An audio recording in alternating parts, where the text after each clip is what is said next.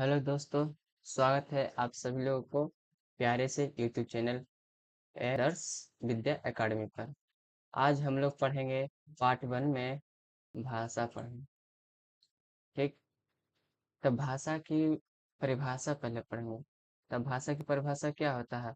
वह भाषा वह साधन है जिसके द्वारा मनुष्य बोलकर, सुनकर, लिखकर व पढ़कर अपने मन के भावों या विचारों का आदान प्रदान किसी दूसरे व्यक्ति के सामने करता है। किसी दूसरे व्यक्ति के सामने करता है, उसे भाषा कहते हैं। उसे क्या कहते हैं? भाषा कहते हैं। भाषा शब्द का जो उत्पत्ति हुआ है वह संस्कृत की भाष धातु से हुआ है, जिसका अर्थ होता है बोलना। जिसका अर्थ क्या होता है?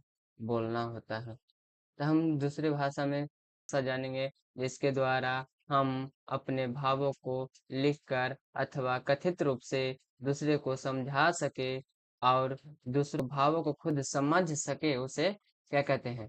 भाषा कहते हैं। अब कहेगा सर, भाषा कितने प्रकार के हैं? तो चलिए भाषा के रूप को भी जानते हैं। तो भाषा कितने प्रकार के होते हैं? 3 प्रकार के होते हैं। कौन कौन होते हैं? मौखिक भाषा, लिखित भाषा और सांकेतिक भाषा। हम मौखिक भाषा की परिभाषा जानते हैं। मौखिक भाषा भाषा का वह रूप है जिसमें व्यक्ति अपने विचारों को बोलकर प्रकट करता है और दूसरा व्यक्ति सुनकर उसे समझता है, उसे मौखिक भाषा कहते हैं। इसमें वक्ता बोलकर अपनी बात कहता है और श्रोता सुनकर उसकी बात समझता है। जैसे हो गया वार्तालाप करना, टेलीफोन पर बातचीत करना, भाषण व रेडियो सुनना आदि जो है मौखिक भाषा की निम्नलिखित उदाहरणें हैं। अब दूसरा में हो गया सर, लिखित भाषा किसे कहते हैं?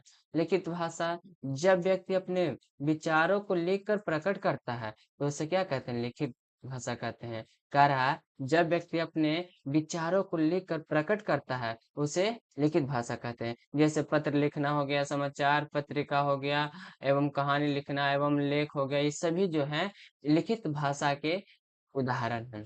अब तीसरा जो है भाषा का तीसरा प्रकार जो होता हुआ है सांकेतिक भाषा। सांकेतिक भाषा किसे कहते हैं? जब व्यक्ति अपने विचारों को संकेतों के द्वारा प्रकट करता है, उसे सांकेतिक भाषा कहते हैं। जैसे हो गया यातायात पुलिस द्वारा हाथों के संकेतों का इस्तेमाल करना, ट्रैफिक लाइट की बत्तियों इत्यादि जो है सांकेतिक भाषा के उदाहरण हैं।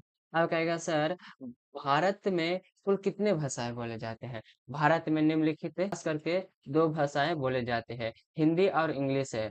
भारत बहुत सारे भाषाओं का देश है। भारत जो है बहुत सारे भाषाओं का देश है, जिसमें सरकारी काम-काज इत्यादि में व्यवहार लाने के लिए सिर्फ 2 भाषा है, वह है कौन-कौन? हिंदी और इंग्लिश। लेकिन लेकिन संविधान में 22 भारतीय भाषाओं को मान्यता प्रदान की गई है। संविधान में जो है 22 प्रमुख भाषाएं जो है उनकी मान्यता प्रदान की गई। आप लोग को वीडियो कैसा लगा है कमेंट में जरूर लिखिएगा। पार्ट 2 में व्याकरण और लिपि के बारे में पार्ट 2 में सीखेंगे। थैंक यू दोस्तों, धन्यवाद।